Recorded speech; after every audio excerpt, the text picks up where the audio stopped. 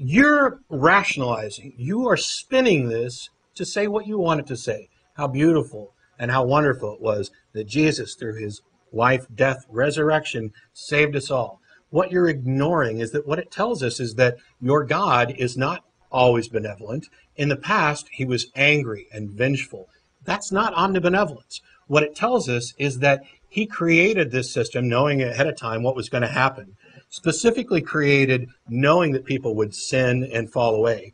And he thinks that it's just to punish one person for the sins of another, that the sins of the Father should carry on to the Son, that we are all responsible for original sin. Those are all immoral principles. Then what he does is he comes out and says, I've created this situation where I've turned everybody into sinners. So he sacrifices himself to act as a loophole for a rule that he made himself instead of just forgiving. It's an absolutely absurd and obscene and immoral philosophy. You can't just say, oh, that was Old Testament and now we're on to the New. And by the way, there are problems in the New Testament as well. I've done an entire dissertation on the Sermon on the Mount that goes word for word.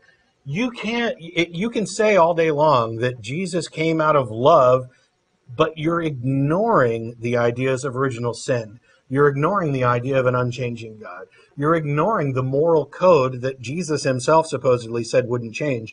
And you're doing it all so that you can believe what you want to believe, so that you can focus on the positive bits, the turn the other cheek, and not the eye for an eye. You are picking and choosing, and you can make the Bible, by picking and choosing verses, say whatever it is that you want to say.